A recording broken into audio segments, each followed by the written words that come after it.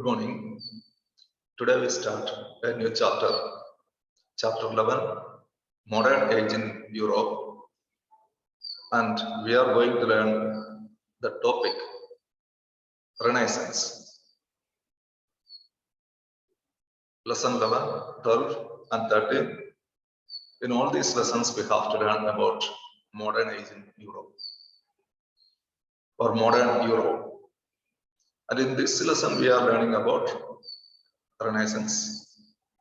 Lesson 12 is about another event, that's Reformation, and lesson 13 is about Industrial Revolution. So first, Renaissance. Renaissance is a French term or a French word which means rebirth or revival. Renaissance is a French word which means rebirth or revival. Revival of the Roman and Greek classics. Revival of the Greco-Roman classics or the culture of Greece and Rome. Renaissance is a movement that started in the 14th century and ended in the 17th century in Europe. The Renaissance is starting in Italy. It started in Europe and especially in Italy. First Renaissance started in Italy.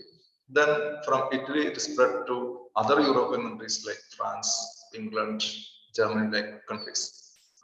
So is a movement started in Europe, especially in Italy, in the 14th century and ended in the 17th century.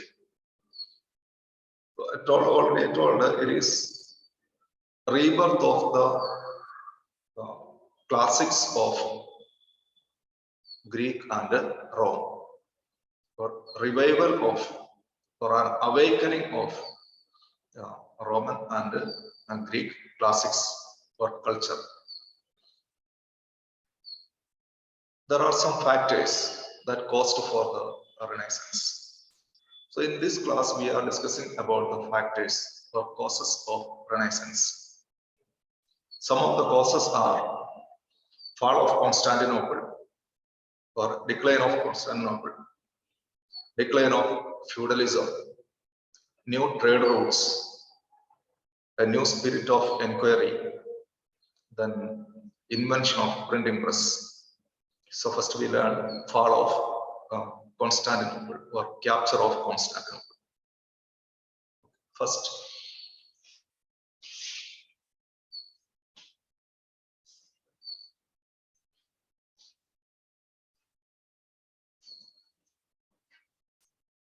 so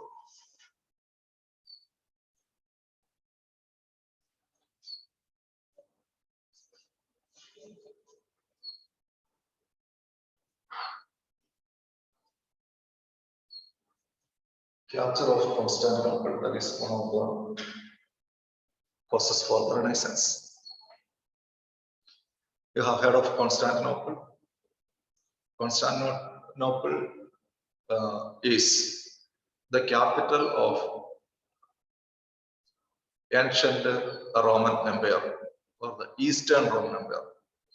Constantinople was once the capital of the Eastern Roman Empire. Roman Empire had two parts, Western Roman Empire and Eastern Roman Empire. The Eastern Roman Empire is also known as Byzantine Empire. Byzantine Empire. And the capital of the Byzantine Empire was Constantinople. This Constantinople was captured by the Turks in 1453, in the year 1453 AD. Constantinople, the capital city of Byzantine Empire, was captured by the Turks, Ottoman Turks. So after capturing Constantinople, what the Turks have done, Constantinople, actually it was a place of strategic importance. Strategic importance means Constantinople was the only land that connected Europe with the other Asian countries or the other Eastern world, the only land route that connecting Europe with the Eastern countries or the Eastern world. So after capturing Constantinople, the Turks closed that way. They did not allow anyone from Europe to enter into Constantinople. So the land route that connected East and Western world was closed. It was blocked there. So Westerners found it very difficult to reach Eastern world. Okay. This Constantinople or the Byzantine Empire, especially Constantinople, since it was capital city, that was the center of culture, Greek and Roman culture. Large number of scholars were living in Constantinople. And once the city was captured, the empire was captured by the Turks. Turks were basically Muslims. They did not allow these scholars and these literary men to live there. These people who were living in Constantinople and the Byzantine Empire were basically Christians. So the Muslims did not allow the Christian scholars and literary men to live there. That's why these scholars had to run away from Constantinople. The Turks were not allowing them to live there. So they ran away to other European countries. And these scholars they were possessing vast knowledge, and they were having lots of manuscripts with them. Manuscripts means handwritten books, because printing machine was not invented then. So all books were written by hand only. So they were carrying their manuscripts and vast knowledge or possession of vast knowledge. They run away to Europe. Different European countries they settled, but most of them settled in Italy. So large number of scholars and literary men settled in Italy, and Italy became a center of culture and learning. These scholars had a humanitarian outlook, liberal attitude, and wherever they went, they spread humanism, they spread the liberal attitude, they spread the reasoning, the idea of questioning the things. And thus, this what is called scholars, they caused for the revival of culture. They contributed a growth for the Renaissance. They motivated the people living in Europe to have a humanitarian attitude and a liberal outlook. They motivated the people to have a scientific outlook. So thus, this caused for the Renaissance.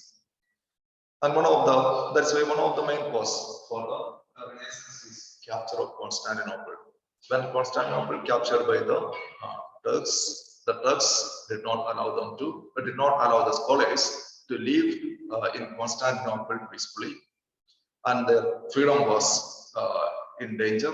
So these scholars, they run away to Europe, especially most of them settled in Italy, and they spread these scholars. Spread new ideas in Europe. Renaissance started in Italy because most of these scholars were in Italy only. That's why they motivated the people and they spread knowledge, new knowledge and idea in Italy. So Italy became the center of Renaissance, and Renaissance started in Italy. Then another reason is what is decline of feudalism. The second cause.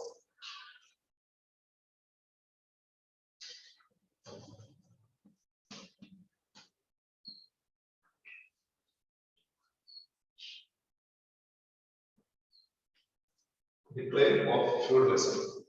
Decline of feudalism is another cause for the Renaissance. Feudalism is a socio-economic setup prevailed in Europe. Just as we were having the zamindari system in India. You are aware of the zamindari system, or you have heard of zamindari system. Under this system, zamindars were the owners of land, and in the land of the zamindar, the peasants were working. The peasants were not having much earning or income.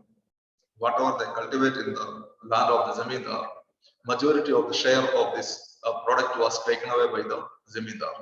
So zamindars became richer and richer, and the peasants' condition was very bad. They were very poor. They remained poor. Almost a similar economic and social system prevailed in Europe. This was little more complex than the zamindari system, and this system in Europe is termed as feudal system or feudalism. Feudalism, the king was the owner of the land, and the king distributed the land to a group of people, a group of rich people, powerful people, who are called dukes or earls. Okay. Dukes and earls. The king distributed the land to dukes and earls.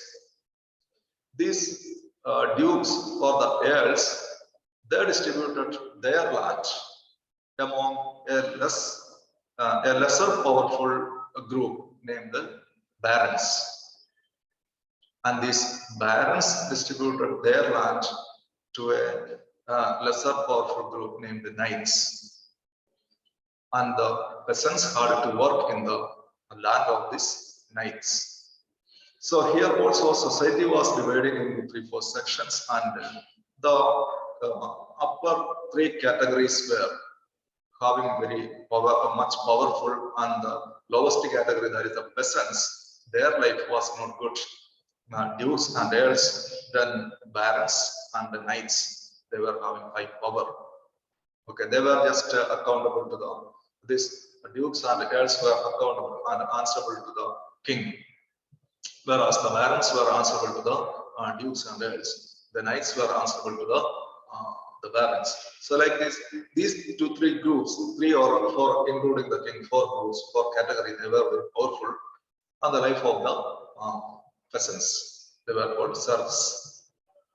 That was not good. And majority of the society, or majority of the people belonging to this the last section of the society, only a minority of the people include or composed this dukes and earls, then barons and then knights. Only a minority of the society contained in these 3 categories, and majority of the society remained in the last category, that is the peasants. So here also this society, the people, common people, were not having much freedom. Their life was very restricted, and under such a system or situation, people could not think independently. They were restricted from thinking independently. The Catholic Church was dominant in the society. Catholic Church had much power, or it was powerful in the society. And whatever things the Catholic Church preached or taught, that was to be considered as the fact. People were not allowed to question it. Whether they are teaching something wrong, then also, that also should be considered as the fact. So under a feudal setup or feudalism, freedom of independent thinking was not there. By 14th century, this feudalism declined. And as a result of the decline of feudalism, people started to think independently. This independent thinking or the free thinking, that was a factor for the Renaissance. So independent thinking or free thinking developed only because of the decline of feudalism. When feudalism entered, then only people got the freedom to think independently. Till then, the people were in feudal setup. They were not having the freedom to think independently and think freely. So decline of feudalism is another cause for the Renaissance. Then a third cause, new trade routes.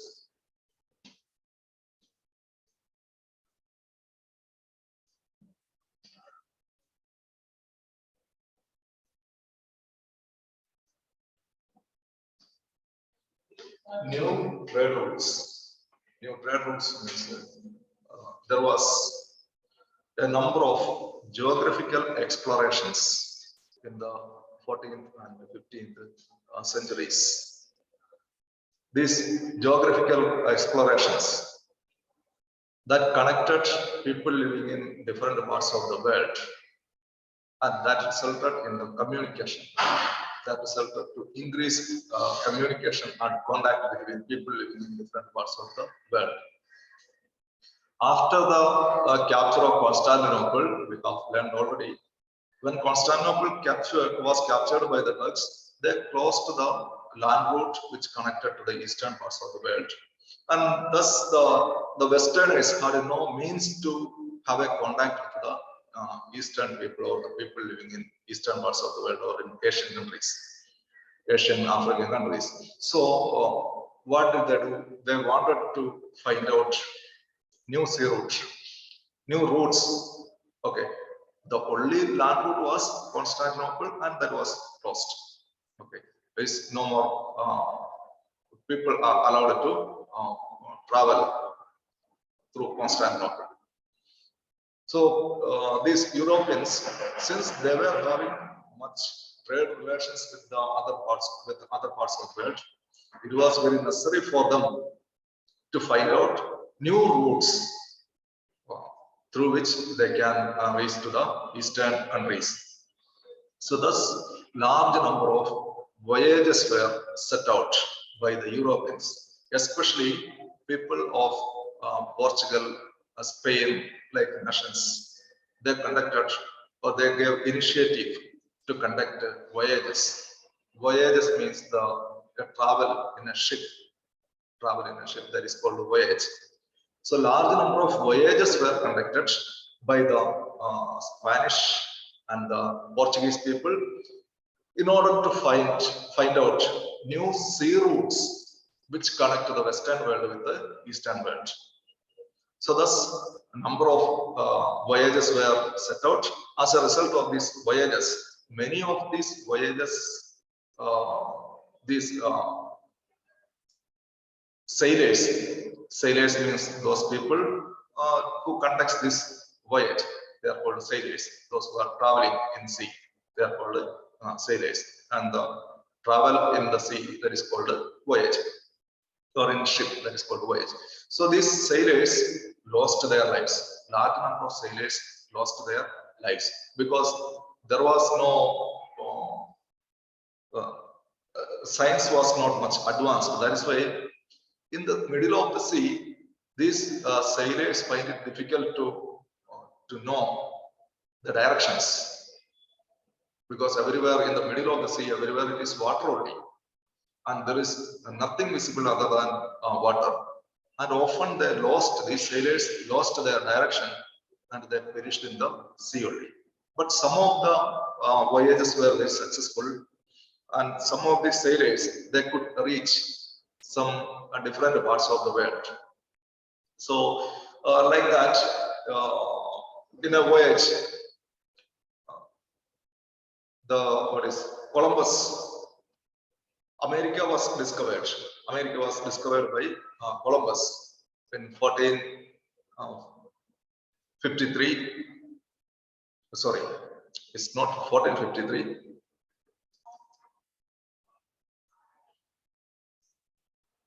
Yes, Columbus discovered America in 1492.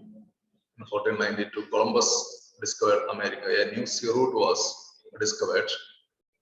Then in 1498, another Portuguese sailor, Vasco da Gama, reached Calicut, that is in Kerala.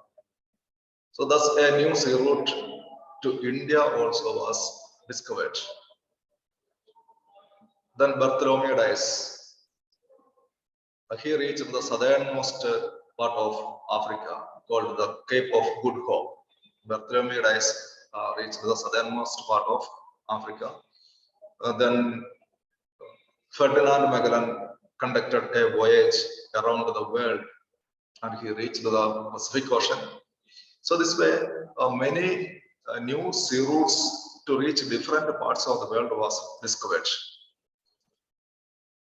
These all discoveries helped the Europeans to reach to different parts of the world, and these promoted trade also. They carried on their trade with the other parts of the world.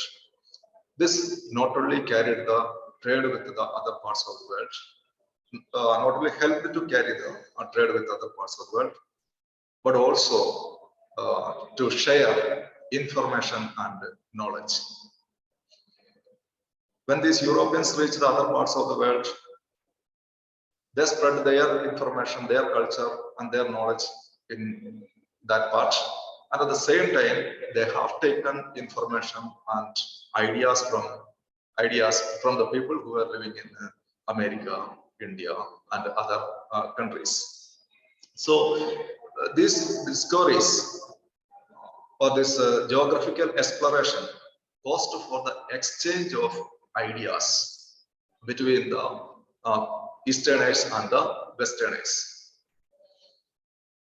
Thus, this discovery of new sea routes or discovery of new trade routes that resulted in the Renaissance. Discovery of trade routes, new sea routes only.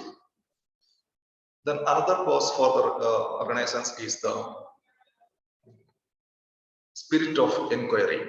Spirit of inquiry.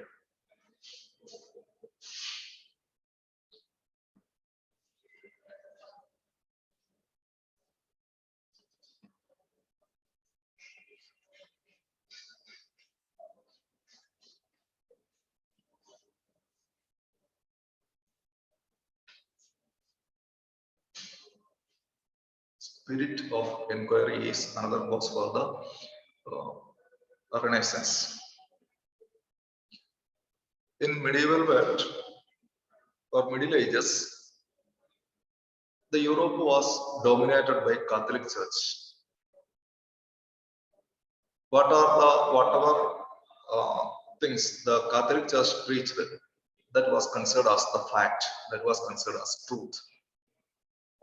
And feudalism was prevailing in Europe, so people did not have any freedom to think independently. They had to follow what the Catholic Church preached. Christianity and Christian priest. That is altogether called Catholic Church. The priest and the Christian authorities together is framed as Catholic Church. So whatever the Catholic Church taught and preached was considered as the truth and fact, and nobody was allowed to question. So a lot of blind beliefs and blind faith were prevailing there. Superstitions were also there. But above all, the people did not have any freedom to think independently. That is why whatever wrong things preached by the church had to be followed by the people. But with the decline of this feudalism, independent thinking developed. Then again, new intellectuals also came, and these intellectuals also they motivated. They had independent thinking, and they motivated the people also to think independently. So thus, people developed an attitude of rational thinking, finding out the reasons for everything. They developed the attitude of knowing how and why of the things. How and why of the things means whatever things are happening in the world is having a reason. Why it happens, how it happens. People wanted to know the reason. What was the practice in the Middle Ages In Middle Ages, people were believing whatever things Catholic Church taught. But after the decline of the feudalism and by the beginning of the Middle Ages, this attitude of the people changed. They developed a spirit of inquiry. They wanted to know the reasons for all the things. If it is raining, then they wanted to know what is the reason for the raining, why it is raining, how it is raining. Okay, these all things they wanted to know. The Catholic Church was taught in the Middle Ages. People believed Earth is the center of the universe. Okay, Earth is the center of the universe, and all the other heavenly bodies are revolving around the Earth. So Earth is the center of the universe. But in the modern age, with the Renaissance, people developed a spirit of inquiry, and people started to think why Earth is revolving. Why the planets are revolving around the Earth? How Earth is the center of the universe? There's so many studies, observations, and discoveries were made. Finally, some new instruments were made, new machineries were discovered, named the telescope. With the telescope, it was studied. Galileo Galilei, he studied the heavenly objects, and he came into a conclusion that Earth is not the center of the universe. Earth is not flat, and Earth is not the center of the universe. It is the Sun is the center of the universe, and Earth and all the other heavenly bodies are revolving around the Sun. So this theory was first propounded by Copernicus, but he could not prove it. Later, Galileo Galilei invented a machine in the telescope. With the help of this telescope, he studied the heavenly objects. Telescope is used for observing the heavenly objects, stars and other heavenly objects. So with the help of telescope, he proved that Earth is one among the planets, and Earth is not the center of the universe. Sun is the almost the center of the universe, and all the other planets are revolving around the Sun. So this way, when people started the attitude of finding out the reasons, large number of new discoveries were there, new inventions were also there. So this spirit of inquiry is also a cause for the Renaissance. The spirit of inquiry was further increased or developed because of the activities of thinkers, philosophers like Roger Bacon, Abelard, Francis Bacon. So like this, some of the thinkers' names are mentioned here. Thinkers like Roger Bacon, Abelard, Thomas Aquinas. Like these thinkers and philosophers, they motivated the people also to develop scientific spirit and spirit of inquiry, to develop independent thinking. These all things were motivated, or motivation was given by these thinkers, and thus a spirit of inquiry was developed, or independent thinking was also developed. Then again, another cause means a spirit of inquiry was developed because of the Crusades. Okay, this Crusades we can consider as a separate reason for the Renaissance. Crusades.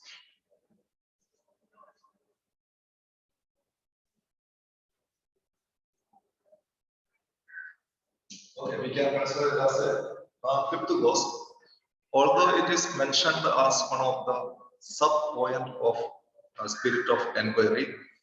We can consider Crusades is a separate cause for the Renaissance. Crusades is a religious war fought between the Christians and the Muslims. The religious wars fought between the Christians and Muslims to occupy their possession over the holy place. like Jerusalem. There was a long years war fought between the Christians and the Muslims. Around 2 centuries, around 200 years, the Christians and the Muslims waged war in order to establish their right over Jerusalem, like holy places. Jerusalem is a holy place for both Muslims and the Christians. To possess this Jerusalem and the holy places around, there was war. It started by the end of 11th century, and by the end of 13th century only this war ended. So almost 2 centuries, okay, around 200 years they waged the war. But 200 years they waged the war means that does not mean 200 years they were continuously fighting the wars. They were not continuously fighting the war for 200 years. This war the war lasted or ended after 200 years only, or ended by 200 years only.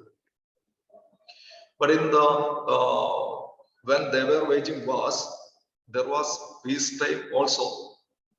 Long years they did not wage war. Okay, they were not, no side was winning the war. So for a long time they were not waging any war. Then again they were waging the war for a short period. Okay, since no party is getting a victory, a remarkable victory there, then again stopping it and continuing it after a long period. So this way, in the 200 years period, there was long years of peaceful existence between these Christians and the Muslims. So Christians and Muslims, that means the Westerners and the Easterners. People in the eastern part of the world are the Muslims, and western part they are Christians. So during this peace time, these Christians and Muslims, they lived very friendly. They were very friendly, and they had a good relationship also. And when they were having good relationship, they exchanged the ideas. Okay, when they were having good relationship, they communicated, they exchanged their ideas, they were living with the harmony. So a lot of ideas the Westerners got from the Easterners. That means from the Muslims, the Westerners had got a lot of ideas and information. So this coming together of the Muslims and the Christians during this Crusades period, during this 200 years of time, that resulted in the exchange of ideas between each other. Especially it was mostly benefited for the Westerners, but Easterners also got much ideas and information from the Westerners or the Europeans, but it was mostly benefited by the Westerners. So this Crusades, long years of Crusades, that was a cause for the cultural exchange between the Muslims and the Christians, or between the Easterners and the Westerns. So this Crusades also can be called a cause for the Reformation. Then another cause is the printing press, invention of printing press. This is the cause.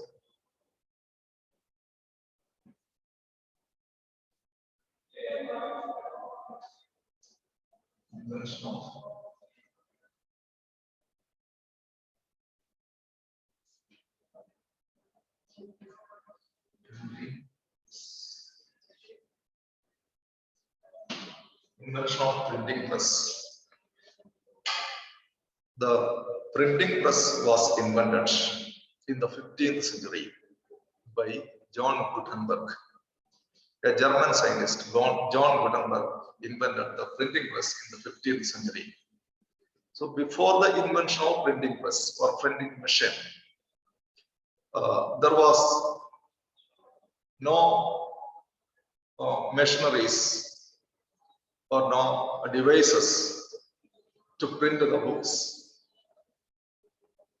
Scholars, scientists, or the learned person, if they wanted to write any books, that they had to write by hand only, manuscripts only. So copies of the books were not there. Only the manuscripts were there. That means a single copy of the book was there before the invention of printing press. But after the invention of this printing machine, copies of the book was same book or important books were printed in large number, and these books were reached in the hands of the people, large number of people. Thus, the invention of printing press opened the floodgates of knowledge. It opened the floodgates of knowledge. That means a large number of people were benefited by the printing press, because copies of the same books, valuable, which is having valuable information, reached in the hands of large number of people.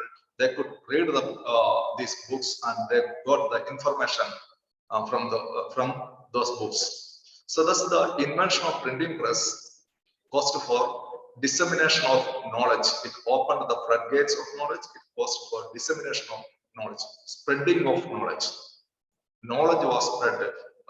During this time, so many inventions were made, and the news related with the inventions and the geographical discoveries. All these things were spread to different parts and different people, different parts of the world and different people.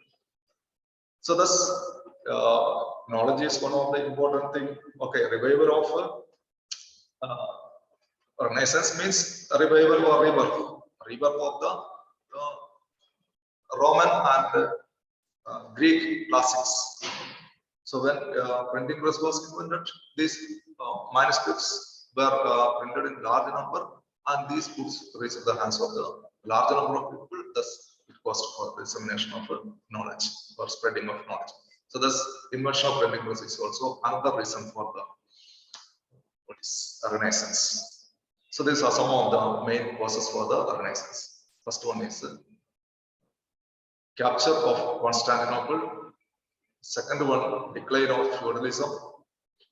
Third one, invention of new trade routes or new sea routes. Then fourth one, spirit of inquiry. Fifth one, Crusades. And sixth one, invention of printing press. Okay, so you read this topic well and learn the meaning of Renaissance and causes for the Renaissance. Okay, causes for the Renaissance. Only 5 causes are given in your book. I mentioned 6 causes. Okay, you can learn it. Then meaning, what is the Renaissance? The meaning and the definition of the Renaissance. These all things you learn. Okay, read the book well. Thank you.